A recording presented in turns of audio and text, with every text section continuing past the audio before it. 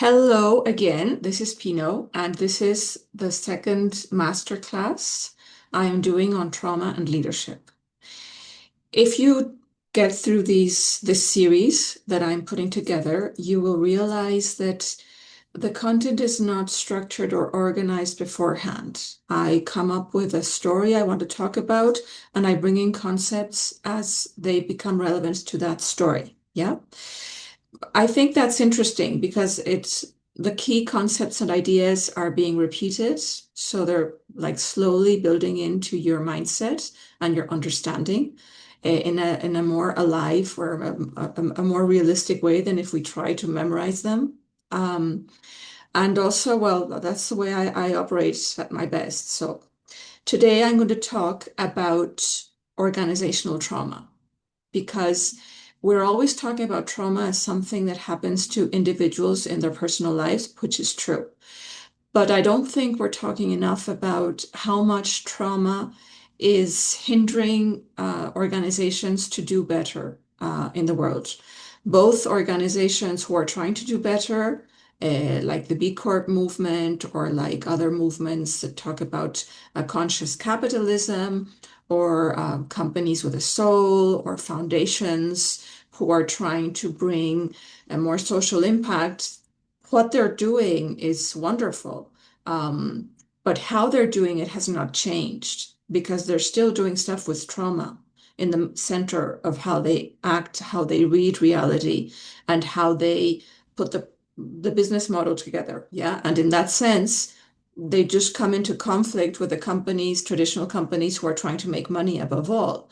So in the end, it's like in a family where you have the hippie guy who's trying to save the world and the very conservative guy who thinks all of that is a sham, and they just keep fighting with each other. And that's kind of what we're looking at very often in the news.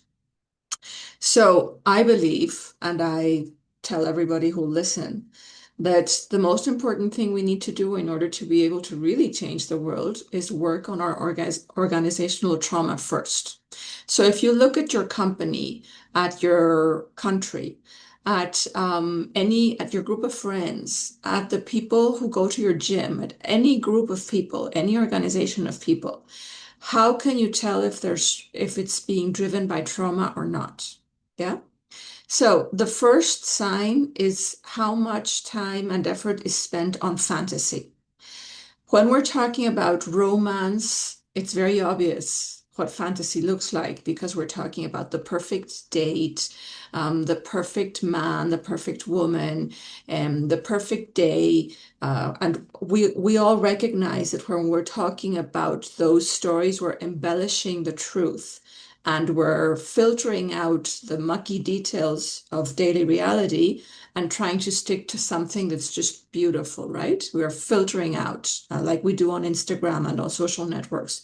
We filter out the mucky reality and just put up this embellished version of things. It's a fantasy. Why? Because it's not real, it's embellished. Okay. What does fantasy look like in organizations? It looks like wonderful Excel sheets. It looks like people who are always talking about the future or talking about the past. Mostly organizations tend to talk about the future. If you look at conversations on LinkedIn, if you look at PowerPoints in companies, if you look at the paper trail, the documents that people are producing in companies, 90% of that is about what's going to happen next. There's very little conversation talking about what's happening now, and talking about the bad stuff. Because if you're only talking about the good stuff, you're only looking at the fantasy. When you erase or discard or hide or forget the ugly stuff, then you're going into fantasy. So that's a big symptom of trauma. When you don't have trauma anymore, you can look at reality the way it is. You can tell it the way it is. And so any plan that you put together, any business plan, any Excel sheet that you design is based on a totally real and true vision of what's happening now, on the present moment, the here and now, the way it is. Because most of us have childhood trauma that we have not been able to resolve, most of us are building fantastic futures on only the nice part of the reality we're looking at now. So we're always filtering out the mucky and the ugly stuff. Yeah. So how much fantasy goes on in the conversations at this company? How much future success is in everything we talk about?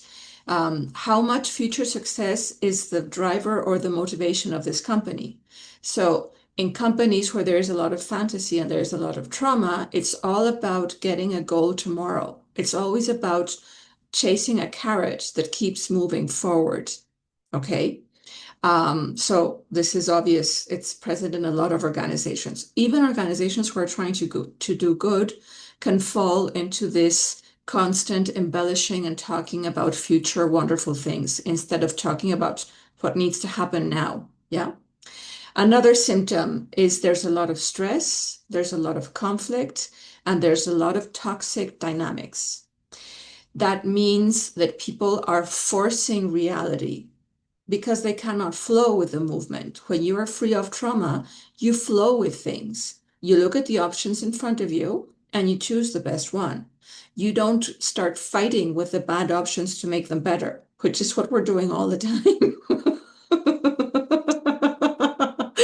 We're all fighting to make the world a better place and we're all fighting to make a difference. Well, that just tells you we're carrying lots of trauma.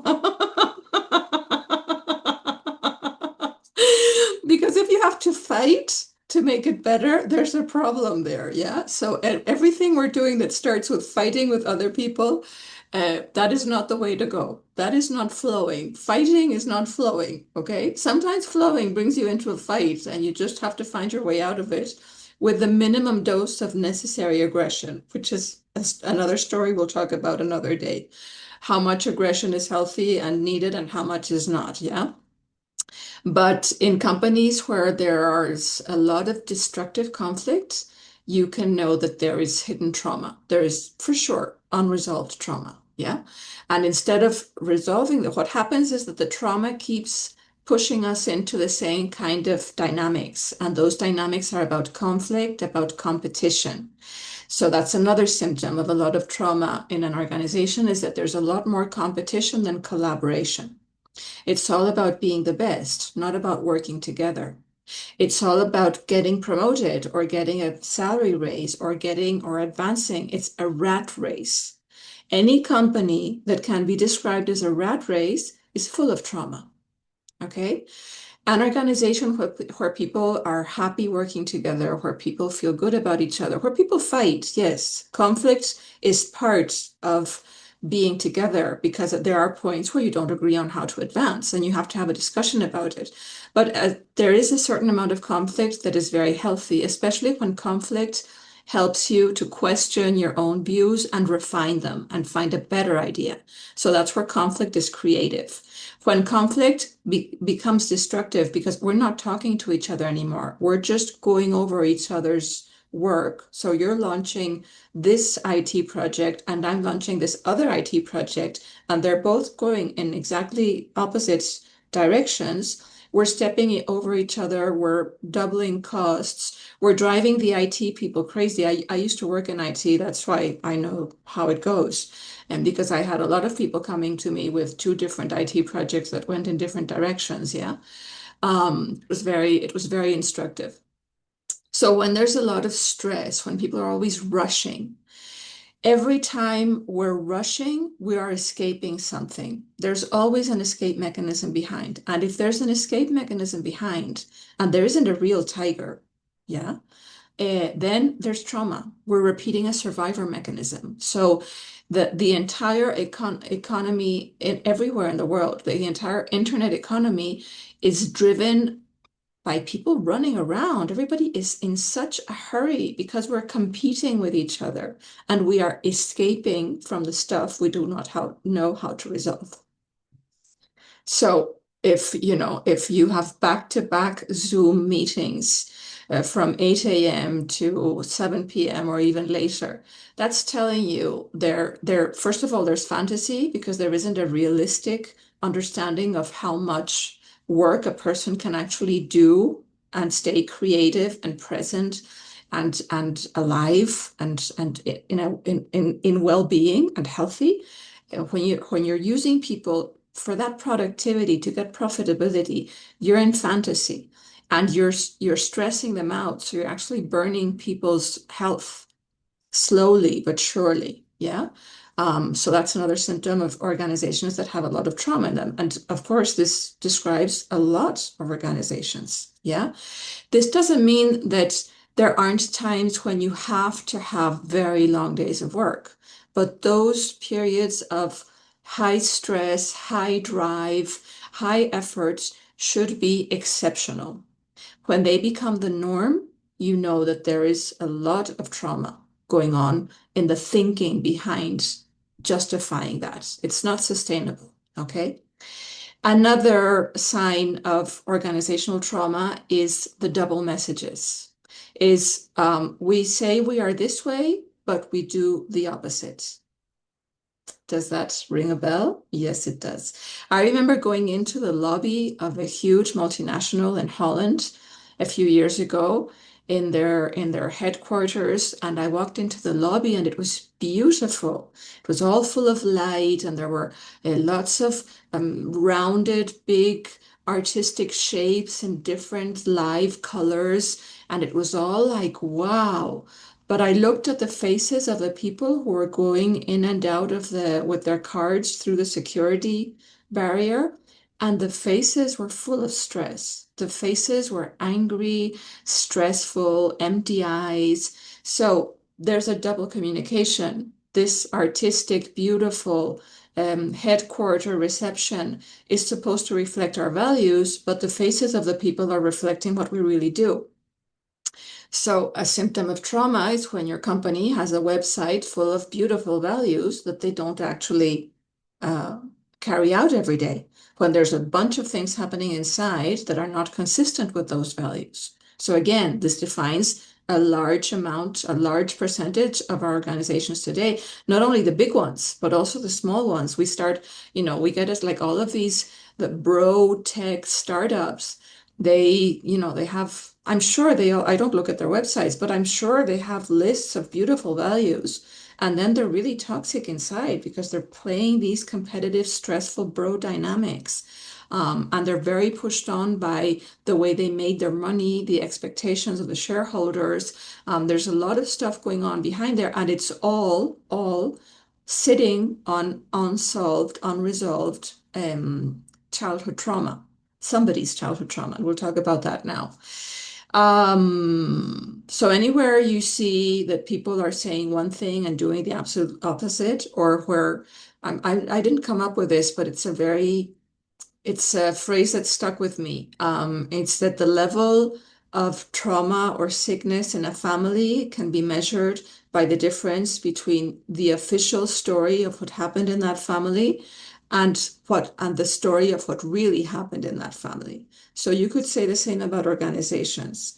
The level of trauma in an organization, in a company, in a country, in a group of friends, and any group of people who are doing stuff together for a long period of time, the level of trauma that you can find there can be measured by the distance between the official story of what we've been doing and the reality of what we've been doing.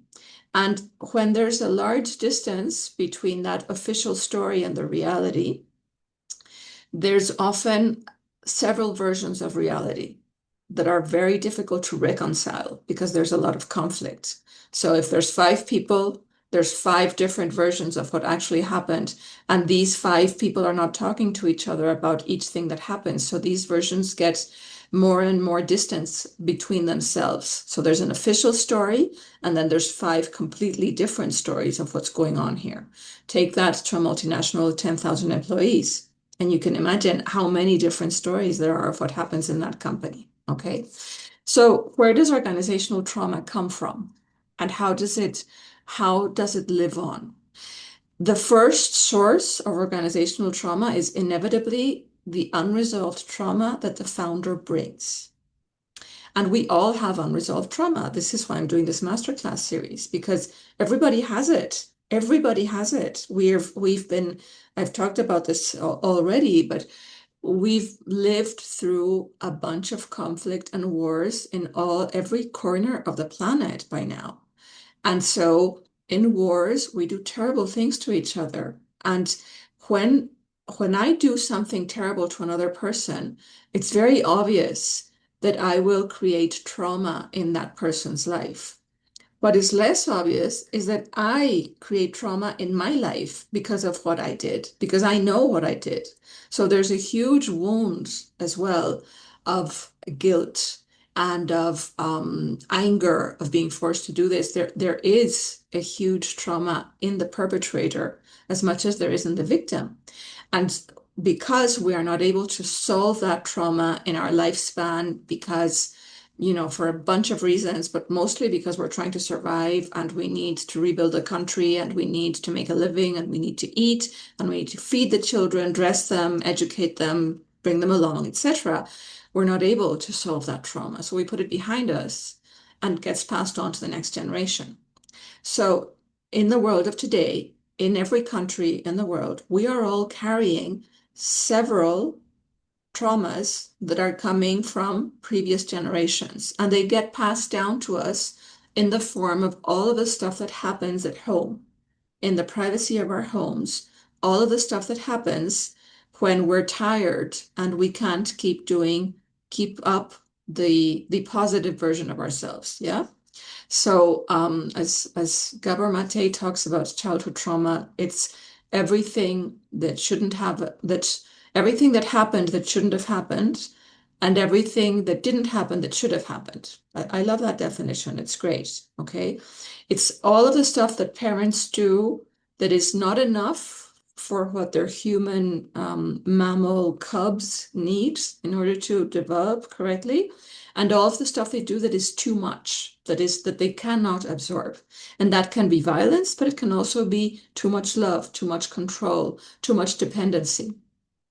Okay, so I start a company tomorrow. That company, in the kernel and this founding story of that company, is going to be all of the trauma I have not been able to resolve. We do not pass on the trauma that we are aware of and we are processing and we can hold. When we are aware of childhood trauma, we're working on it, processing it, we do not pass that on to the next generation. Okay?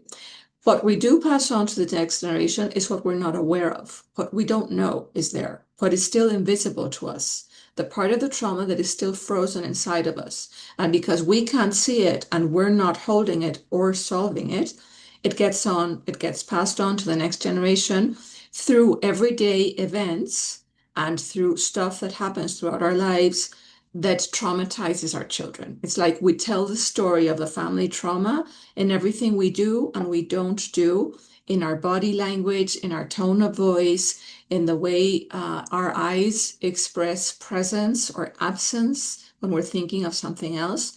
There's no way we can stop ourselves from passing on to the next generation the trauma that we're not aware of and can't solve and can become responsible for. Okay? And the same way we pass that trauma on to our kids, we pass it on to the companies we create. So the first source of organizational trauma is in the founder. Okay. The next source is in the company's actual story, because the company may have to make huge sacrifices in order to survive. And that may leave trauma in the organization's own story. If the organization, for example, I had a client in human resources, and one day he woke up to a phone call where one of the men working in one of their manufacturing plants, it was a car company, one of the men working in one of their manufacturing plants stepped into an automatic huge machine and was pulled apart by the machine. There was a machine, he should have turned it off before he walked into the space. He forgot to turn it off because he was doing maintenance or cleaning or whatever. He forgot to follow the protocol, and the sensors in the machine detected movement and started acting as if it was a car. And the rest of the people working there heard how the man screamed as he was being torn apart. So that is the kind of story that traumatizes everybody in the company. Okay, that leaves a trauma in the company. The same way, if a lot of people are let go, if a lot of people are mistreated, if there are bad things happening in the story of the company, that builds trauma in the culture of that company. And it will be there floating in the air, and you will see it on the faces of the people 10, 20, or 50 years later. No matter how beautiful you make the headquarter offices or the decoration or the values on the webpage, it will be there if it hasn't been resolved, if it hasn't been looked at, talked about, honored, expressed. If the pain of that incident, if those things that happened that nobody wanted to happen but happened, and they're part of the company's story, if they have not been owned up to, recognized, valued, honored, um, that trauma will continue to drive the way things are done in that company. Okay. Another source of trauma are the shareholders. So, as the founder starts a company, then maybe he needs money or he finds somebody else buys him. And so, when you look at a company and you want to understand how much trauma is in that company, you need to look at the shareholders. Who are the owners of this company? And shareholders' trauma is very powerful in the culture of the company because trauma spreads top down easier and faster than it spreads bottom up. In that sense, when you are a shareholder of the company, the decisions that you make are about growing or not growing, about cutting budgets. And that means a lot of people are asked maybe to leave, lose their jobs, or not cutting costs. They're about continuing to do illegal stuff in the forests of the Amazon River, for example, or not. The shareholders have a huge influence on what that company does. And so any trauma, any unresolved trauma that they bring to the table is driving their decisions. And their decisions are impacting hundreds or thousands or sometimes tens of thousands of people and their lives and the way they live every day. Okay, so that's why shareholder trauma is another huge source of trauma. Finally, the CEO and the top executives, their childhood trauma impacts people every day. Like shareholder trauma impacts people when they make decisions, but they don't make decisions that often. They get together 4 times a year, maybe, or once a year. They look at quarterly reports. And sometimes in these huge companies that are on the stock market, shareholders are anonymous. They're like people that just that creates another kind of trauma in itself. But um, eh, the top executives and the CEO, they're living in the company. They're making decisions every day. They're like the parents of the family. So the way they hold meetings, the way they send out messages, the way they don't tell people about what's really going on, the way they behave among themselves, the way the executive committee is more about competition and politics and ugly dynamics than it is about collaboration and working together and building something together in full honesty. That is a huge generator of trauma in the organization. And so what happens then is the most interesting thing for you, because how much can you do? How much can you impact the trauma of the founder or of the shareholders or of the past or of the executive committee? If you're not the CEO or the executive committee, there's not much you can do about it. But you can think about the following. All of those traumas are the building blocks that actually create the real culture in the company. The culture in the company is the mood in the building. It's the way we feel about things. And the way we feel about things makes us look for certain kinds of employees and not like other kinds of employees. So there's a natural selection process. There's a chemistry that happens between the culture of all the people inside the organization and the people that they want to bring in to work for them. And in that sense, we're like pieces of a puzzle. Who are the people that come to work to an organization with this amount of organizational trauma? It's the people who come from families where there's a similar kind of trauma. So we're like pieces of a puzzle. And that you can tell that by the fact that people stay on the job, not by the fact that people get into the job, because I have a lot of clients who come to me and say, I did this whole interview process.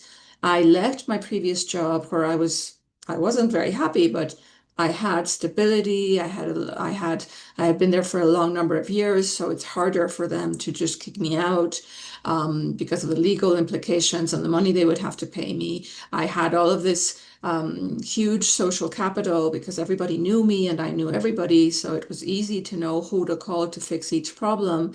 Now I've walked into this company and 1 month into the job, I've realized I can't stay here. This is not what I thought it was.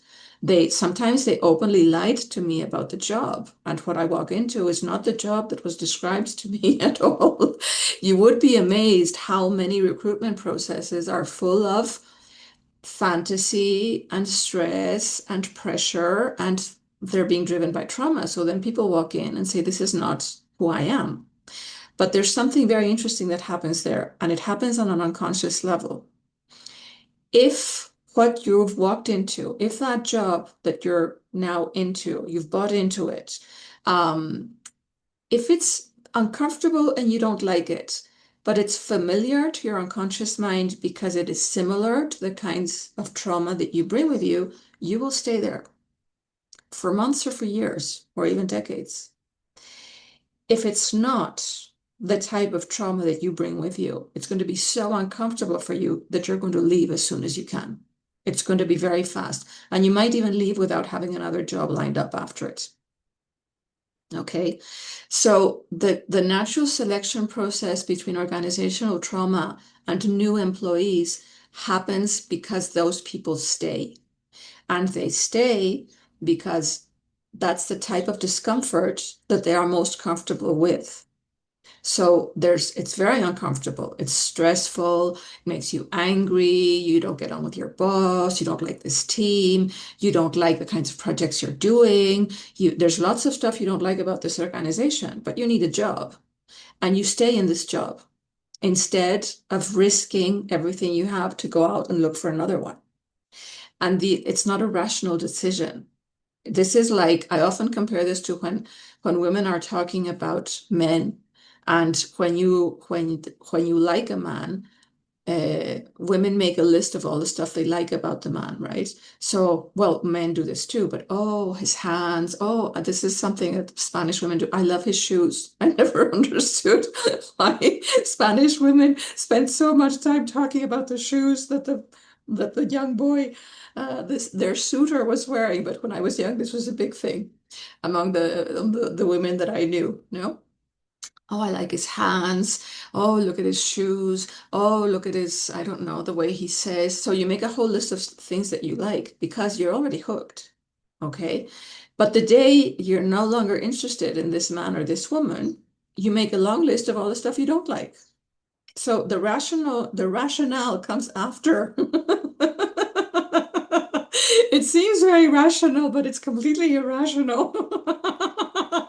It's amazing the long list that we can make and put together when we are in love or into somebody, and when we are out of love and no longer into somebody. So the same thing we do about being into people, we do with our jobs, and we do with the companies we work for. So when you walk into an organization or a company, yes, there is a culture that's created by all of the trauma coming upstream from the past, from the founder, from the shareholders, from the top executives and the CEO. But the people who are working here are reinforcing that and keeping it together because that is the kind of trauma that they feel comfortable with. It's the type of discomfort that they knew in their own families. So people stay in jobs with bosses who resemble what their fathers did to them or what their mothers did to them, or what their fathers and mothers could not do to them because they died or they left or they were absent or whatever. So you had absent parents, chances are you're going to have absent bosses in your job, or you're going to be an entrepreneur and you're going to be very intolerant of having other people's bosses.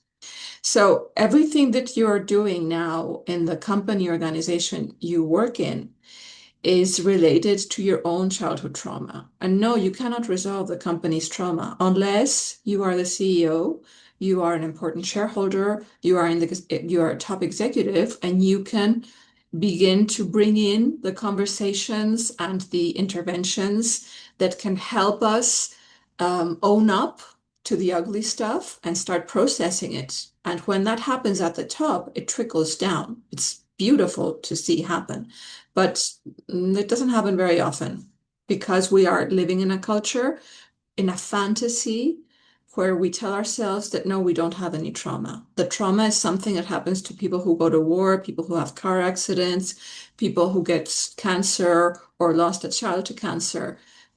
Those are the kinds of fantasies we're telling ourselves. We're not owning up to our own trauma. And so we keep repeating behaviors and stuff, things where we're acting on fantasy and on blind spots. We're excluding important information. We are fighting with reality, trying to change it when we're not supposed to change it or it can't be changed. And so we might lose 5 years on a project that was never going anywhere. And everybody kind of knew it from the very beginning because the information was there, but nobody wanted to look at that information because we were looking at a beautiful fantasy. Yeah. So this is my story for today. Is how it's amazing how much trauma there is in every organization we build, and it's there because the people who build the organization bring their trauma with them, and they cannot, if they're not aware of it, if they're not working on it, if they're not holding it and processing it, they pass it on to their kids at home and to the organization at work. Yeah. What we can do, each one of us, all we need to do is start resolving our own trauma. Because when you resolve your own trauma, things start to change around you. Why? Because you change. So you're no longer bringing ideas and projects and stuff to do that are not based on the reality of the situation, that are based on a story you told yourself about the situation. Now you're bringing realistic things that are much harder to say no to. And now your blind spots are smaller because when you have trauma, you have a lot of blind spots. There's lots of stuff you don't see. So as you resolve your layers of your trauma, of your past family trauma, your childhood trauma, and your multi-generational trauma from your family, as you resolve that, the way you look at things is different because there are no longer blind spots. The way the stuff you come up to, your creativity is different because it's no longer driven by trauma responses. Trauma responses are all about survival and victim, survivor and victim. Survival is about escaping, fleeing, and fighting. Competing, fighting, seeing enemies everywhere. We need to conquer this. No, you don't need to conquer anything. If something is for you, it will happen for you. You don't need to push and press and stress and force and do all the stuff we're doing all the time and burn all of that money. We burn so much money pursuing fantasies, okay? And the victim gives up, feels demotivated, stops, does the minimum amount of work, forgets about this project, puts it in a drawer for 3 months because I'm too depressed to look at it, because I feel hopeless, because there's nothing can be done. It's never true. Some things can be done. They just might not be as flashy or as sexy as your fantasy was telling you. Maybe you need to take smaller steps. You need to be able to wait for things, for the right moment to appear. And all of those things, they're not about learning tips and forcing yourself to meditate. They're about resolving your childhood trauma. When you resolve your childhood trauma, you begin to be more at ease with yourself. You're not in such a hurry anymore. You like yourself better. You believe more in your own ideas. You recognize trauma in other people. You recognize why they can't listen to you. You understand. And so you go to meetings and to conversations with more empathy and less pressure. And people open up when there's empathy, and they might start listening to things that they were not willing to listen to before because you were bringing them with aggression, with unnecessary aggression. So, bottom line is always the same one. Start focusing on your own childhood trauma. You don't need to force yourself. You can't be pushed into it, and you can't force the process either. It's like an iceberg that needs to slowly melt, and it will melt the more attention you provide, the more attention you focus on it. Okay? The healer is the observer. Your body cannot resolve your trauma if you're not there to help it. You need to be there to witness the expression of the pain. Yeah? So, hope you liked that. If you have comments or questions, let me know. And I'll see you in another masterclass. I don't know when, and I don't know about what. Maybe about the healer as the observer, but I need to feel the mood. Okay? Thank you. Bye-bye. Oh, God, so many buttons to